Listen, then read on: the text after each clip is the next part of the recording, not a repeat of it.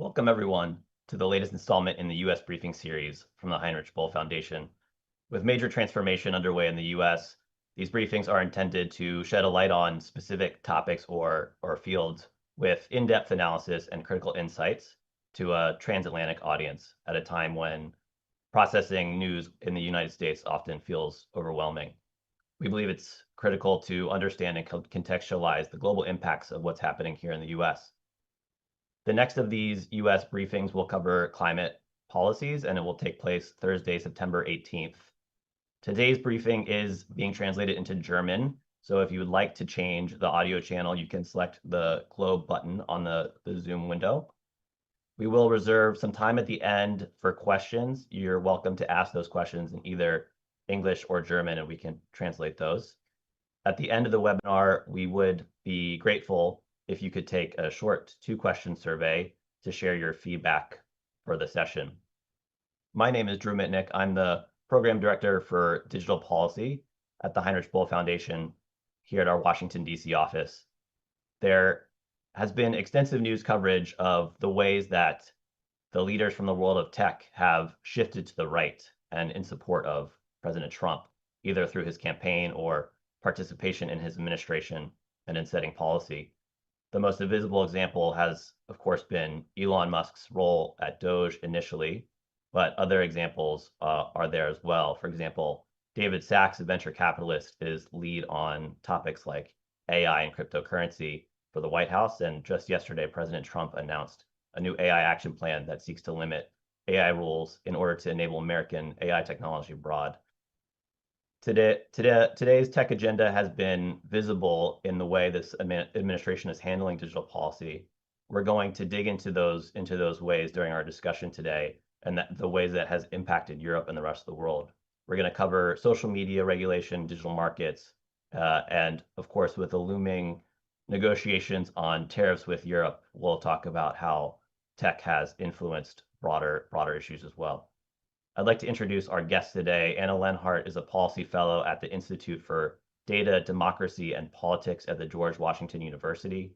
She previously served as a senior advisor at the White House Office of Science and Tech Policy and as a technology policy advisor in the U.S. House of Representatives. Welcome, Anna. Yeah, thanks for joining. To start, I wonder if you could just fill us in. We've seen an evolution of the role that tech has had in this administration. How have you seen that change over the course of the past few months? Yeah, I don't know if change, but be amplified. And I think the way to really think about the influence of big tech in this administration is that they have a lot of influence up to the point of speech.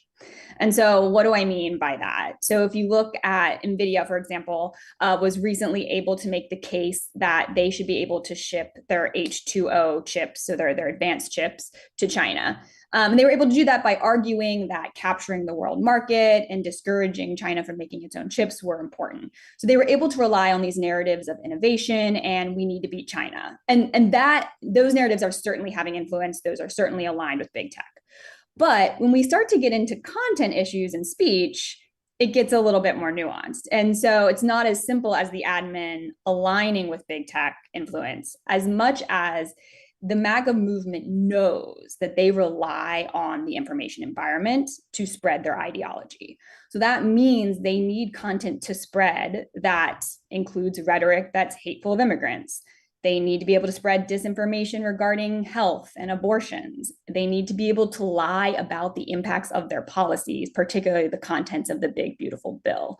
And so this sometimes means yelling at big tech. So if you look at the FTC, they recently issued, the Federal Trade Commission recently issued a request for information, public comment regarding asking consumers how have they been harmed by technology platforms that have, and I quote, limited their ability to share ideas or affiliations freely and openly.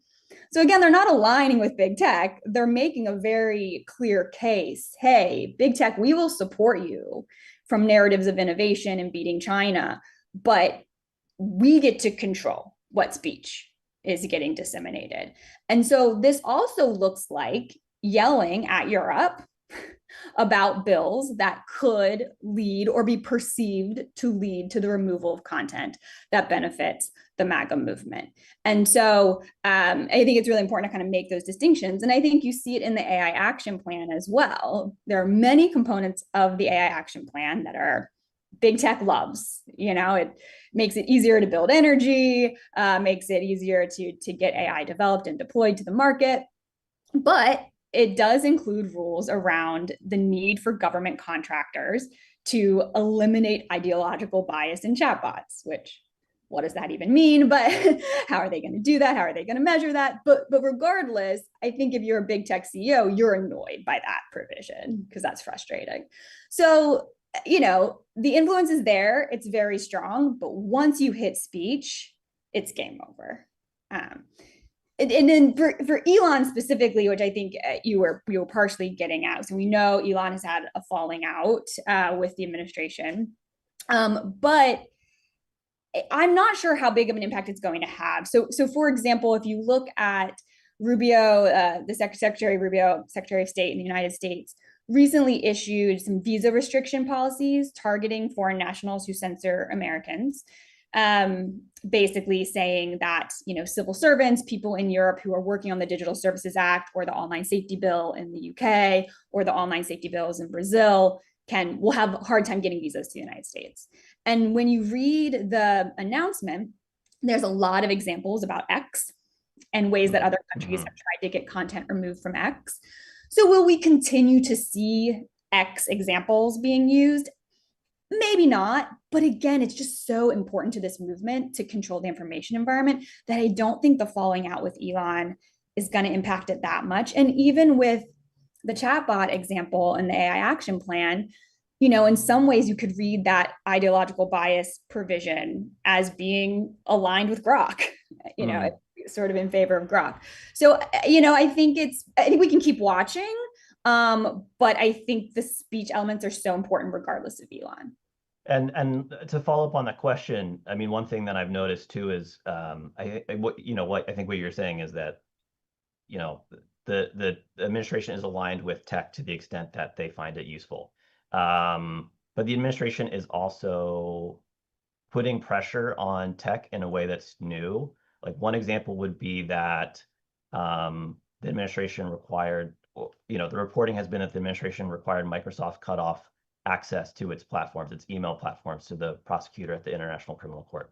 So you're seeing this pressure that presumably Microsoft doesn't like because they want their platforms to work everywhere. They don't want to be seen as a tool of the White House. So would you expect that there's some pushback from the world of tech on these issues, on the speech issues that you're talking about? I mean, maybe one other example too, in relation to Brazil, the President Trump sent a letter to the president of Brazil, and it basically said you have to pull back your tech regulations, similar to what's the pressure that's being applied in Europe. Do you think that there is an ongoing back and forth, maybe behind the scenes, between the world of the White House politics and big tech? Yeah, a couple things to say on that. There's a certain irony with the amount of jawboning that's happening in this administration. So if you remember from the Biden administration during the COVID pandemic, the Biden administration, specifically the CDC, was working with the platforms to kind of try to find COVID disinformation that was on the platforms and influence them to take it down. I'll use influence loosely, and got yelled at by the far right. There was a court case. But also the platforms weren't super happy about it either, and we're generally happy about that court case. They're like, yeah, keep the White House out of our content moderation. But it's so much worse now. And what this administration is doing in the world of jawboning across the board, you gave a few examples, is so disturbing. So the irony is just very, very poignant here, and worth calling out.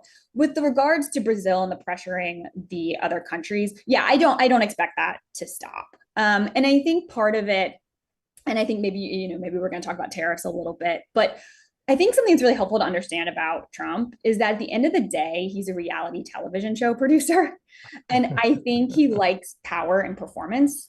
And so it's really fun for him to talk about, we're going to do retaliatory tariffs and we're going to make, XYZ country really mad. especially when it supports his narrative of we are the party of free expression. Um, but he likes to watch people squirm, and he can do that with a lot of these tariff threats. But also, what he's leaning into is what I really see almost as like watching a poker standoff kind of game, Mm-hmm. where you've got, on the one hand, you've got the European Union in particular, Brazil a little bit, but the European Union more so because of how large of a market it is. You've got the EU saying, look, we're a really large market. If you want to operate here, you have to follow our rules, including the Digital Services Act. That's pretty powerful. But Trump is going to sit there and back the US tech companies and kind of look at the cards that they're holding. And they're going to say, okay, European Union, are you really going to kick us out of your market? Okay, Brazil, are you really going to kick us out of your market? You're depending in mostly using our cloud services. You have consumers that every day use Google. Are you really going to take those away? And both are very powerful stances for what it's worth, but it does seem like someone's going to call someone's bluff at some point, and Trump loves that because Yeah. that's reality Yeah. television. Yeah. The So drama is part of it's the appeal. drama, Yeah. yeah. And it's funny because I don't tend to fall for those dramas, but I am sitting here like someone's going to call someone's bluff, and and who is it going to be? Because you've got two entities holding a lot of cards. And So there's also perhaps this, there's always been this movement to some degree for tech sovereignty in places like the EU, where the ideal of developing tech from the ground that is, aligned with the values of the EU and, the compliance with the tech regulations there. But this seems like a moment where it's going to really push those movements. I mean, I think we've already seen that it's pushing those movements for tech sovereignty. And it's quite global, given that the pressure is everywhere. The administration is threatening tariffs you know, on basically everyone. Um, do you think that there's fear within tech then that this is actually a moment where, even if those countries aren't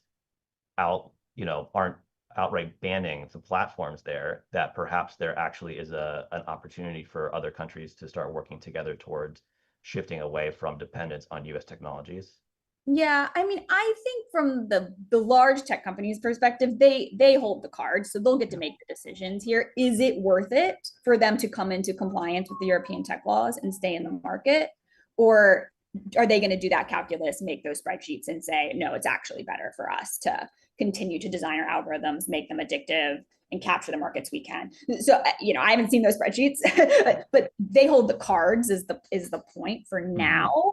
Hmm. And in terms, I think where it gets a little tricky, and I agree, I think it's great. I think countries needed to be building cloud infrastructure 10 years ago to get themselves not dependent. But the truth is, it is going to take a while, especially if you're looking at large language models. And I think Yeah. each country region is going to need to decide how much they want those super advanced, high powered large language models. And I think the jury is still out on what their use cases are going to be Yeah. and Yeah. how much compute they actually require. Right. We're seeing some shallower models come out, but those require scalers that do have a bit of a network effect. And so Amazon Web Services, Microsoft, they are so out front. So I think Hmm. that's something that everyone's going to have to contend with. And so all that to say, I think the large US tech companies hold the cards for a while, Yeah. not forever. Right. Um, yeah. Right. The transition would take long enough, and the companies have such integrated roles in the entire tech stack that it wouldn't be, of course, the flipping of a switch to remove the US companies from your systems. But I think one area where there has been a lot of interest has been to see how the EU is responding to enforcement against companies like X and Meta, and even non-US companies, TikTok included, while the tariff negotiations have been ongoing. Um, the pressure from the US has been specifically to not enforce the EU level digital policy rules. What is your impression now? We're, I guess, about a week away from when the tariffs are set to take effect. What is your impression of how, I don't know, how the EU has handled the enforcement? I mean, it's maybe been a little quiet, but what have you seen from the EU in the process of the tariff negotiations? Yeah. I admittedly do not work in trades. I'm not following like every little kind of discourse on this. Big picture, I seem to be hearing two prominent narratives coming from various European leaders. So I've recently sat in rooms with digital service coordinators and people implementing the Digital Services Act and Digital Markets Act, and I've heard them say we are going to enforce, like, we are going to set these rules. We're going to stand strong. If the platforms don't want to you know comply, then they can leave or they're going to be fined. But then I've also heard a lot of narratives around innovation, and Europe needs to roll back some of its tech laws. We're revisiting GDPR, looking at consolidating the AI Act potentially, like trying to sort of get some clarity, maybe improve the market.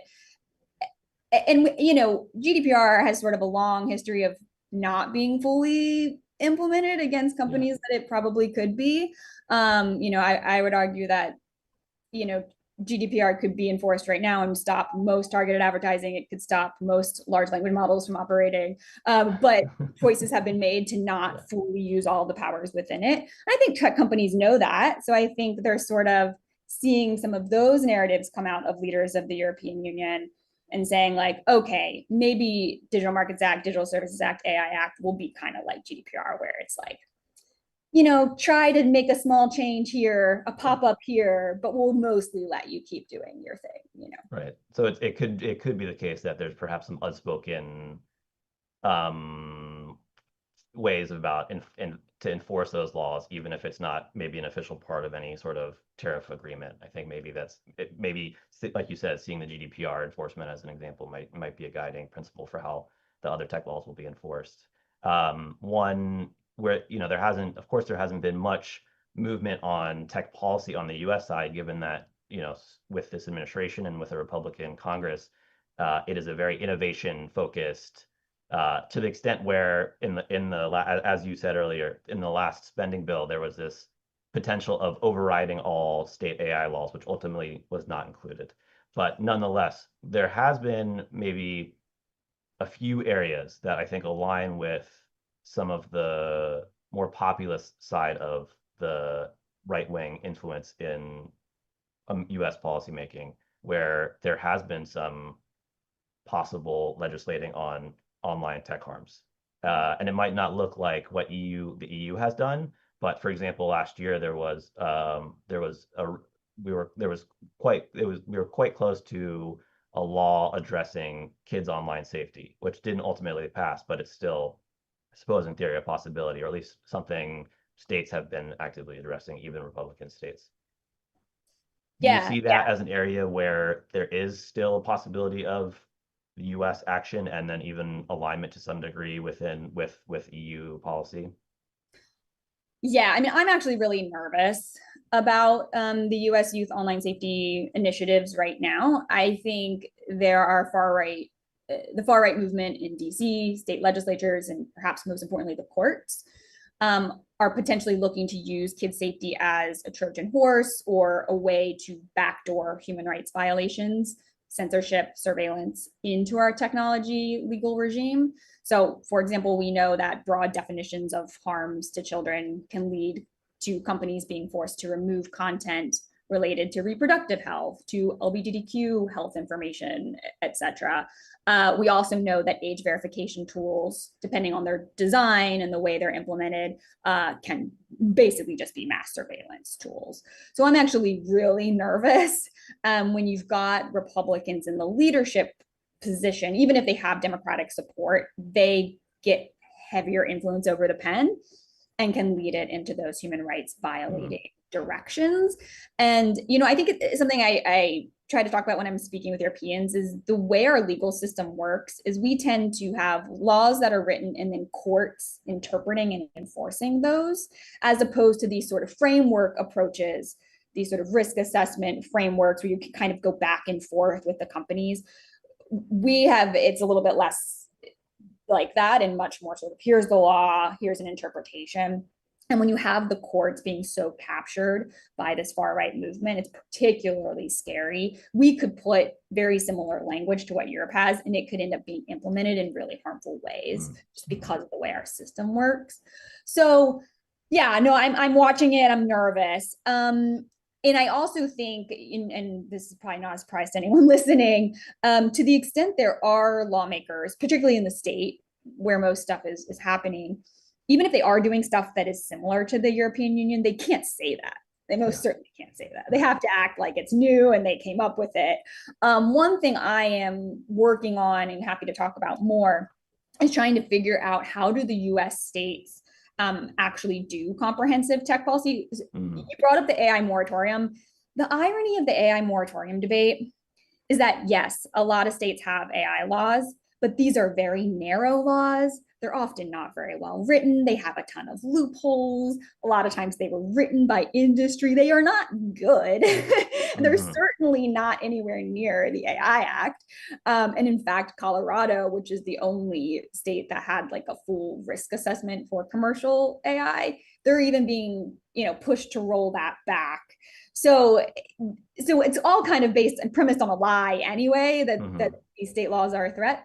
But I have been trying to think about how do we get the states to do some risk assessment and risk auditing frameworks, and Hmm. trying to figure out how to get them engaged in international standards. So it's not, oh, we're using EU laws, but we all know that the AI Act and the Digital Markets Act and Digital Services Act are influencing ISO and the international standards bodies through CINCENELAC.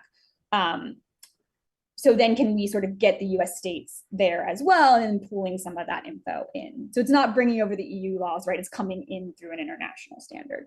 So that's something I'm looking at, but really watching the kids space.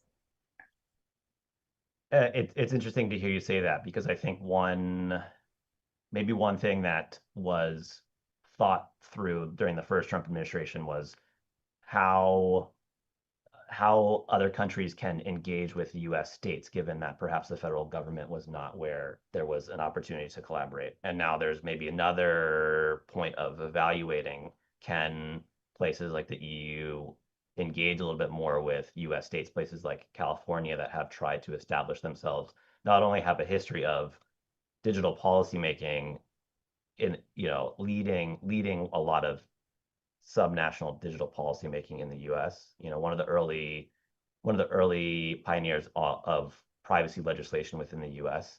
And perhaps there's an opportunity to kind of like further build out those relationships and learning. I mean, my sense is that, for a lot of tech companies, when they're dealing with privacy laws, it's like they have to deal with the GDPR and then they also have to deal with California's privacy law. And so there's perhaps a little bit of alignment there that can be further explored, I think, to your point. But Yeah, for sure. And the European Commission does have an office in Silicon Valley. And so California is, an obvious player to work with. One thing I've been trying to push for, though, and caution as well, is that while California does arguably have the strongest privacy law in the states right now, Maryland has a new one that could give it an interesting run for its money, but we'll see. But California also has a lot of some of the worst ideologies mm, around hmm. libertarianism, tech Hmm. innovation, LLMs being the future and not being, there's a lot of movements in California that are not as critical of large language models as they need to be. Yeah. And so I've been really thinking about how do you take the best kind of legislation we can get from California, but use the other states to get components that California would maybe never go for because of Okay. the stakeholders they have engaged in Sacramento. And then how do you sort of use standards to kind of raise the bar for the whole entire country? And I also just, I don't think it's particularly practical for countries around the world to have embassies in Silicon Valley necessarily. And Right. so, how do we think of ways to get all of the states that care about digital regulation kind of working together to engage internationally? I will say, I think, regardless of what happens with the Democratic Party in the United States, I don't think you're going to have comprehensive tech legislation coming out of the US Congress anytime soon. Hmm. The US Congress needs major reforms before it is functioning enough to pass major legislation. So the states are going to be our digital regulators for at least 10 years. And so I do think figuring out how to get them engaged in international conversations is really important. And I think we're going to have to be creative because I don't think we've really seen that happen before. Right. Yeah. Right. And speaking of privacy and the California privacy law, um, to think a little bit about what this administration is actually doing now. There have been a lot of stories about how DOGE and the Department of Homeland Security to effectuate deportations has compiled vast databases, accessed databases that traditionally would have been siloed, things like databases of tax information or uh, health data, and they're seeking to use it for deportations. But I think part of it is this broader effort to increase surveillance and have greater control over U.S. data. And I think it's one of those issues that's perhaps a little less visible than perhaps like some of the actual violence that has happened during the deportations. But it also seems like an opportunity to galvanize people in that it affects everyone in the U.S. and honestly, it affects people outside of the U.S. as well, because you talked about how in applying for visas now, people have to set their profiles to public. It's an issue we've heard a lot of interest about from our European allies, some of whom want to visit the U.S. but don't want to set their social media profiles to public, putting aside all the fears of traveling here. So do you see is there a moment for privacy that we haven't had for a while, or are we learning things about kind of like the frameworks, the promises that had existed in the US on privacy that aren't holding up? Yeah, I'm so glad you're bringing this up. When I am engaging with my European friends, I think there's this narrative that the US doesn't have privacy laws, and it's not quite true. We have sector-based privacy laws, and there are downsides to this, but one of the ways it's somewhat protected data is that it kind of forces silos, and that kind of has a natural data protection element to it. And so the law related to government data, there's a couple, but the main one is the Privacy Act of 1974. And as the name suggests, it's a very old law. It has a lot of loopholes, but in general, it prohibits federal agencies from disclosing records absent written consent of the individual, so making records available to anyone, but including other agencies, unless the disclosure is pursuant to one of these like 12 statutory exceptions. Unfortunately, those exceptions are broad and like relatively easy to work around. That is a known fact. I mean, the issues with the Privacy Act are very well known, but we have almost a dozen court. I think we have a dozen court cases right now. So we're going to see if they hold up. But basically what we're hearing with these efforts around combining the data, particularly for immigration, which I'll talk about in a moment, it does seem like there's ways to work around the Privacy Act, unfortunately.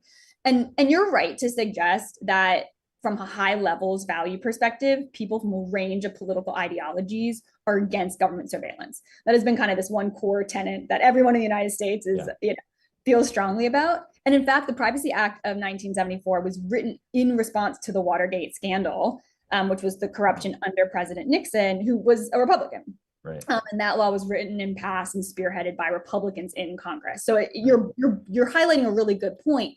But the reason we're not seeing a strong bipartisan response is twofold. So first, the Trump administration is not combining data for general efficiency purposes, right? They are looking to combine data for the express purpose of speeding up immigration enforcement and deportations.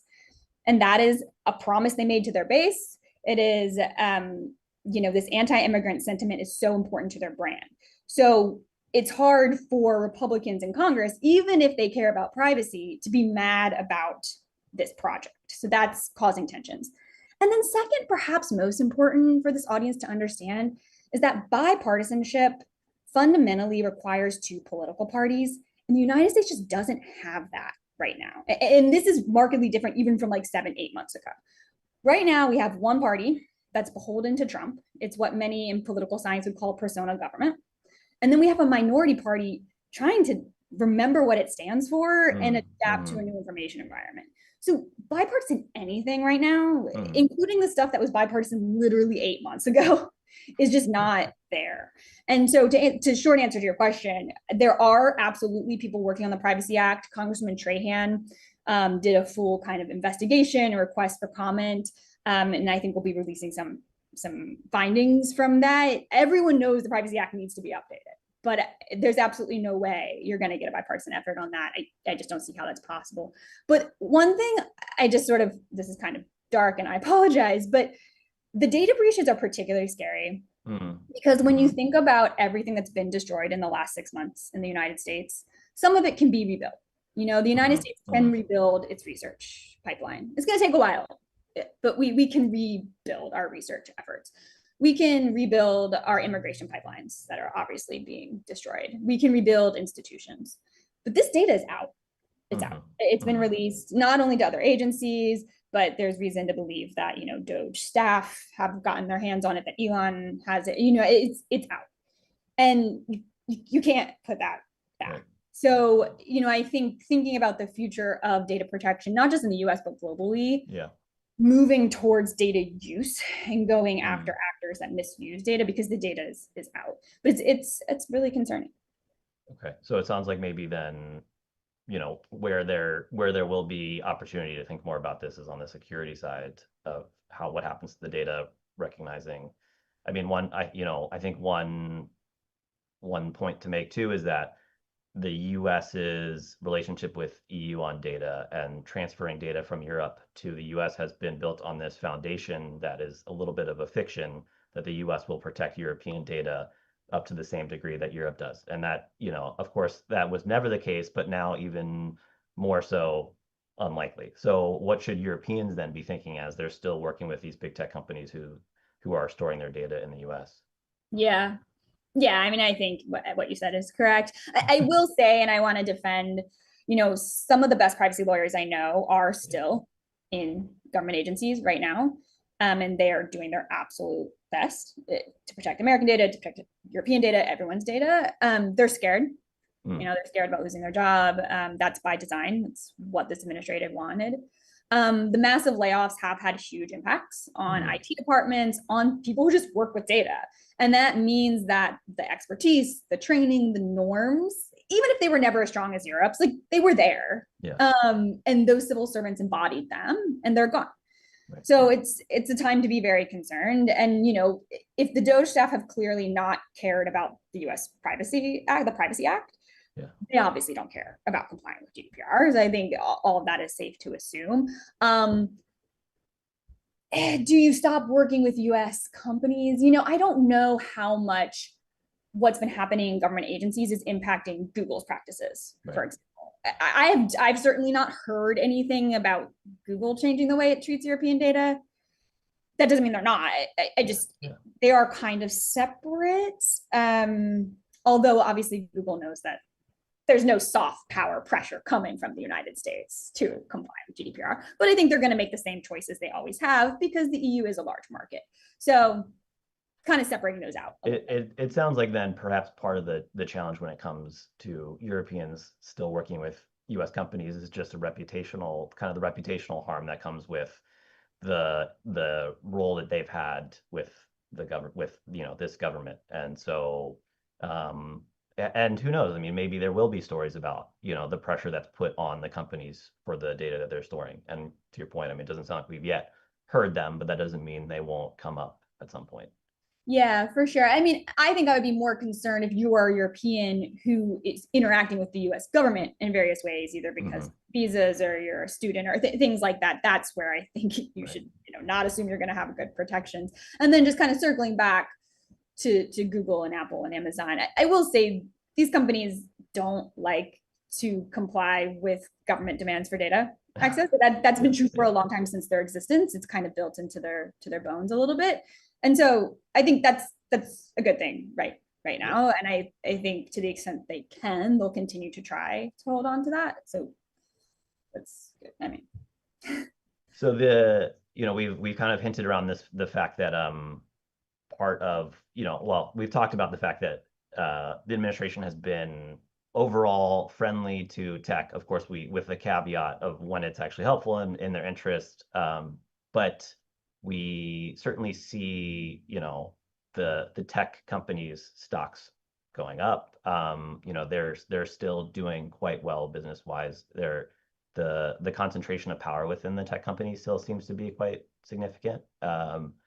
One area where there has been a bit of tension for Republicans and influence in the Trump administration has been whether to take on, there was this populist movement to take on big tech before President Trump came back to office. And recently there was an announcement or at least a conversation around what an America First antitrust policy could look like, which is relevant for the EU as they're seeking to enforce their own digital markets laws. And so have you seen anything on kind of the antitrust concentration of power front that gives you any kind of hope or what are your expectations around how that's actually going to play out? Yeah. So, as you mentioned, there are leaders within the US far right that believe that monopoly power is problematic. It's bad for open markets. It's bad for innovation, which I think is similar to many European leaders. So, there is some connection there. I also believe there are a lot of leaders in the US far right movement that only care about big tech antitrust because Yeah. it allows them to say that they're fighting censorship. But those two groups are kind of holding together. It's a loose coalition. And to your point, the antitrust cases do seem to be moving forward. That's what we're seeing. That's what we're hearing. I think many of us are happy about that. Fingers crossed. But I do think there's this very strong attitude of like, leave our monopolies alone, Europe. Like there are monopolies. If anyone's going to break them up, it's us. If anyone's going to demand mitigations, it's us. So I don't see any pathways for like formal collaboration because of that, like leave our monopolies alone energy. But what I think we do see, and I think we see this in the Digital Services Act as well, which is that there are only so many academics, civil society groups that have deep expertise in the space, and they tend to engage on both sides of the Atlantic, right? So many of your leading antitrust experts are very engaged in the Digital Markets Act. They're following it very closely. They're informing potential mitigations, informing rules, data protocols, various things that are kind of coming out of that. They are also the ones talking to the attorneys generals here in the US about what remedies might come out of the antitrust cases here. So will I be surprised if some of the changes the companies are making to comply with the Digital Markets Act end up being in remedies here in the US? No, I will not be surprised because I think the shared learnings are happening. So there is sort of that informal collaboration.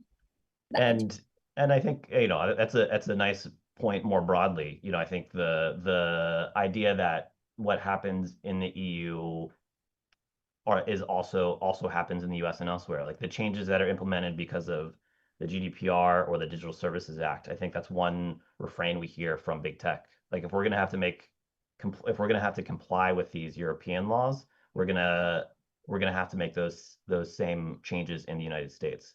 Mm-hmm. It's a little bit different, of course, when you're talking antitrust versus when you're talking about services, but that's also one of the points that I think big tech has been making is that they, going back a little bit to platform enforcement, they're saying these are the same. If we're talking about the DSA, we're gonna have to make these same changes in the US. Do you think that is maybe true that we'll see a world in which European law establishes how platforms are going to operate on the US side or elsewhere? Yeah. I'm really glad you're bringing this up because I think the extraterritorial reach of the DMA and DSA is actually quite different, and the debate around it is actually quite different. So Digital Markets Act, I think you're exactly right. I think Google is going to welcome the remedies in the US cases to be similar to changes they have to make in Europe because that's just going to be easier. And in general, the Digital Markets Act requires more changes at the product level.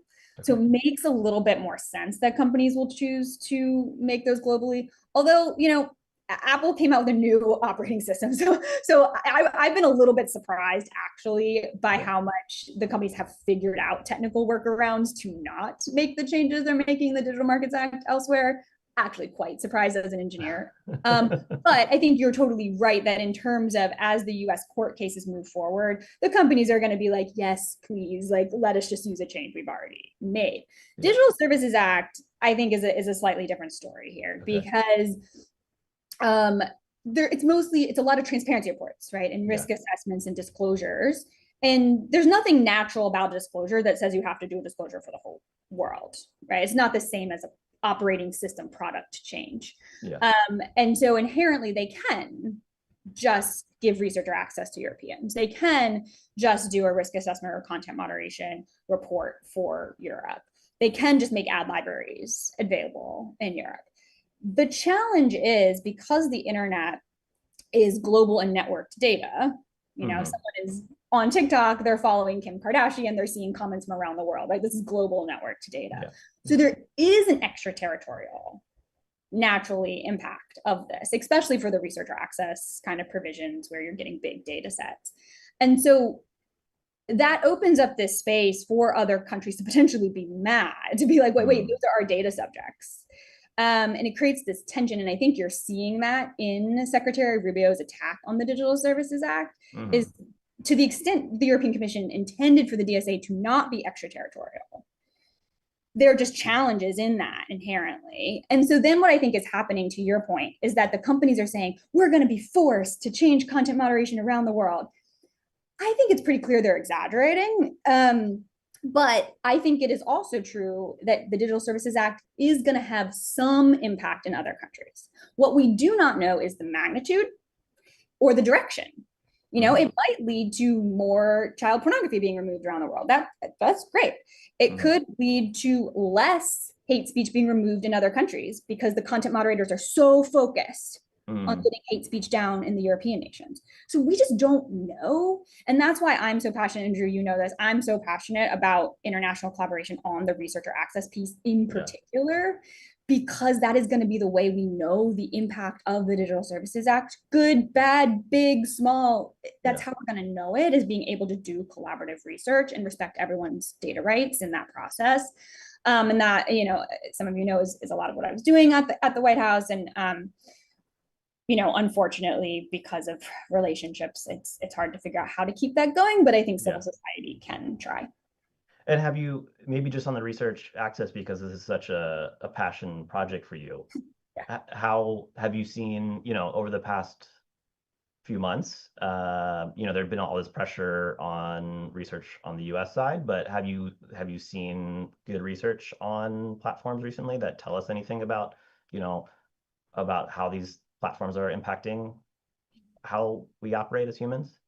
Yeah, I mean, I think we're just starting to see, well, so I think today most of the research being done on the platforms is still being done through the what I'll call like old methods of getting data, which means like scraping or buying from social monitoring tools. Very few people have had success getting data under the Digital Services Act, which is a challenge. And I know the European Commission is working hard to address that.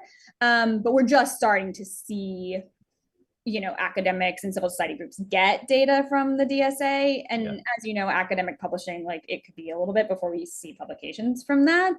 But it's definitely a space worth watching. And also it's worth mentioning with the Digital Services Act, 40.12 is the only thing that's been in effect so far. So that's public data. So again, that's like most of what the research that's been done in general has been with public data. I think what will be interesting is as 40.4 goes into effect, and researchers are able to actually make requests for non-public information, it's going to be really interesting to see how that goes and how it's implemented, and if there's research that different types of research we've never been able to see before. So it's exciting, and I'm nervous because I think the companies are going to do everything they can to make that very hard. As usual. Okay. Taking a little bit of a shift, we talked earlier about, actually, let me remind the viewers, if you do have questions, please start sending us your questions. And like I said earlier, you're welcome to ask in either English or in German. We talked a little bit about the AI Action Plan, which was this announcement that came out yesterday from the White House. It came through the office where you used to work, the Office of Science and Tech Policy. And it laid out this vision. I think a lot of the things that we talked about, really pro letting AI develop without any limitations. I mean, one thing, you know, relevant for, I would say, green audience too, is in the process of deregulating, it's part of that is like building as many data centers as possible, despite, you know, the massive environmental impacts. But then there's also this attack on quote unquote woke AI, which is the idea that like AI chatbots are inherently liberal or something.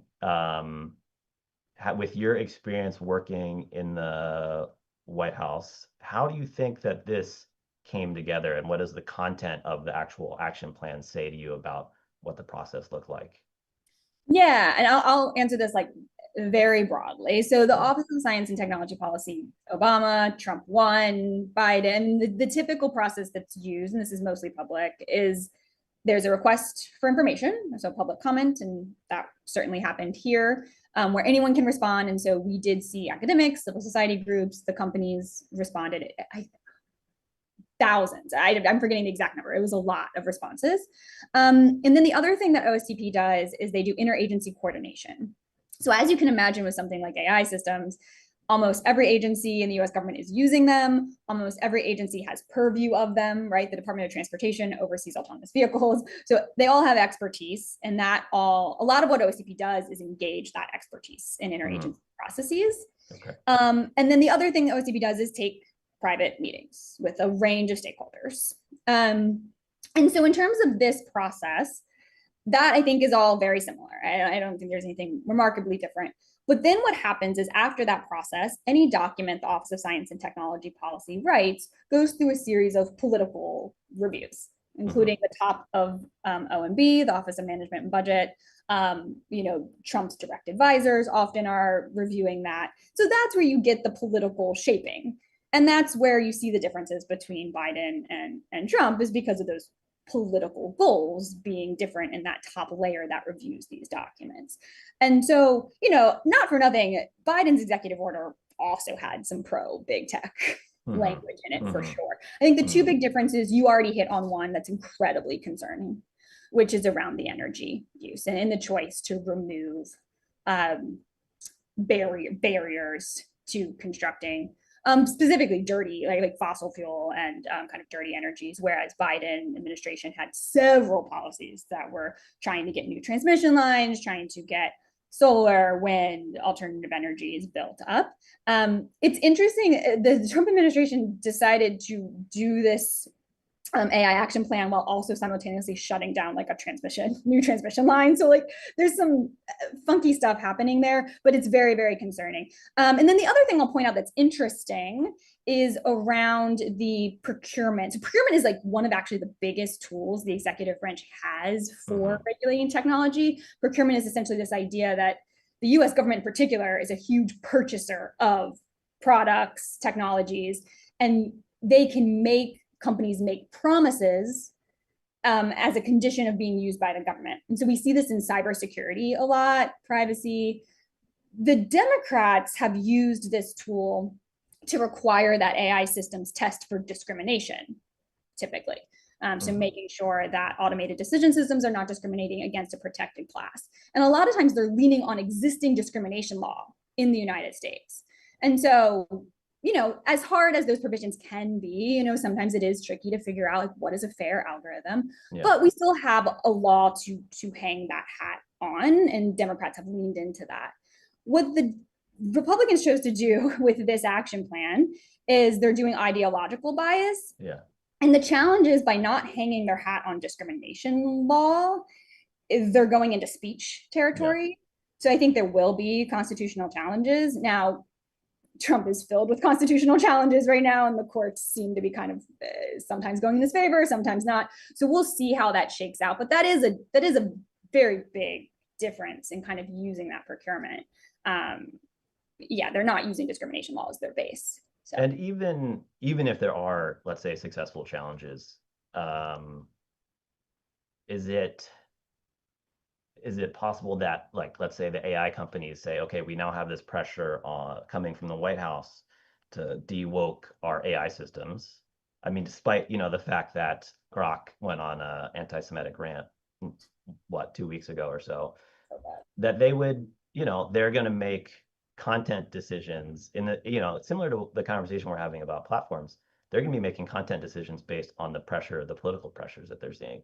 Yeah, that's exactly right. And kind of going back to where we started this conversation, talking about tech influence, it's influence up to the point of speech. It's almost like a trade. Like we will let you build, we will let you harm consumers, we will let you fight China, whatever that means to you. But the minute it comes to speech, you got to do what we say. Right? You gotta push our narratives and our ideology. It's very scary. It's going to be really interesting to see how it plays out, both from a constitutional standpoint, but also to your point. I think there's a lot of people in the United States that don't want to use something that is spitting out ridiculous things or rewriting history. Yeah. So at the end of the day, they have to have people use their products. So it's going to be an interesting tension. We will shift now. We have an audience question. And I think that one of the areas of interest for Europeans has been how certain companies are having that are maybe they're working closely with the Department of Homeland Security or with the U.S. Defense, particularly on Palantir. The question is, how do you assess the Palantir's influence? I think one thing has been that maybe they're going to get a lot of business based on the most recent spending bill, but it's a company that's also seeking to expand its presence in Europe. So do you have any thoughts on the role specifically of Palantir? Yeah. I mean, look, the United States has a long history, regardless of the administration, of having these relationships with technology in the national security space, where they feel like human rights are not as essential. And so that's a long history. Palantir has done contracts under multiple administrations. With that said, every technology company has CEOs, has leaderships that have like slight political bents, and Palantir has always sort of had that bent. So yeah, do they have influence? Yes. But I would argue so does IBM, so does Microsoft. So, I mean, I think all of the big tech companies that are doing various levels of procurement in defense or otherwise have a lot of impact. Palantir's technology and data systems and their ability to, if you have multiple agencies using those systems, it makes that de-siloing more possible. I think that's kind of pushing a lot of the conversation now. In terms of them coming into Europe, I think they're going to be like a lot of technology companies where they have to figure out how they're going to navigate the European legal regime. Are they going to just do the bare minimum and hope that there's no enforcement? Are they going to try to comply? Or are they going to,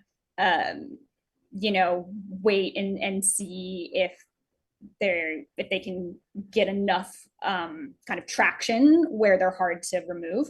I think we'll see. Yeah. The next question, I think a lot of the coverage of the relationship between big tech and this administration has been the influence of CEOs. But the question is, and maybe a little more context too, there's a history in Silicon Valley of some level of activism from within the staff of tech companies, usually progressive activism trying to, for example, in the case of Google, push back against contracts with the Department of Defense, relating back to the last question. But we haven't necessarily seen that visibly recently.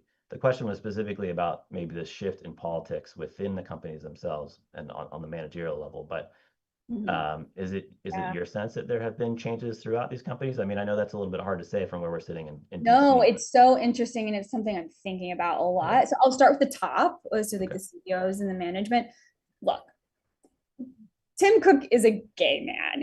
He's not like, yeah, I love the far right. Like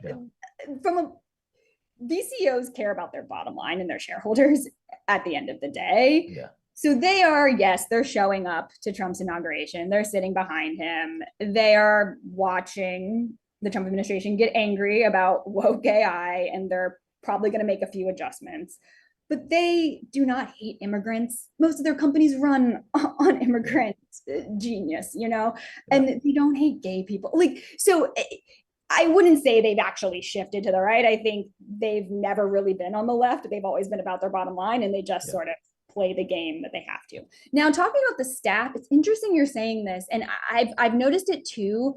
And I think it's maybe coming from a couple places. So one, we know trust and safety teams have been just dismantled and shrunk. I've been watching the salaries on jobs in trust and safety come down substantially. That might be because we're having a really hard market in the US right now. The layoffs in the government mean that you have people who speak multiple languages with doctorates just flooding the market. And so now TikTok can pay a pretty low salary to grab one of those people for their trust and safety team. So we're seeing smaller teams, we're seeing those salaries go down.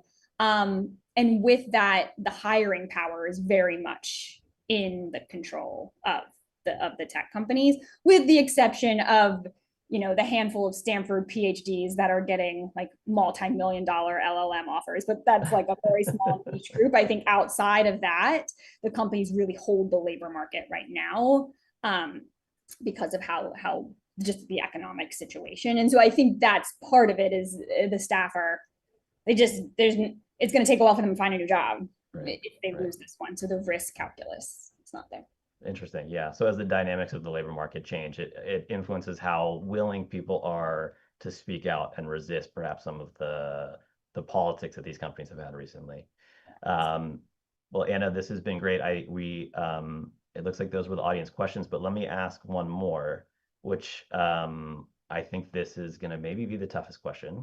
But we talked a few times about where there is opportunity, and I think these conversations tend to be a little bit pessimistic, but what are the reasons for optimism? We talked a little bit about engagement with states and the possibility of addressing some of the tech harms there. Do you have other reasons for optimism as you're watching the world of tech?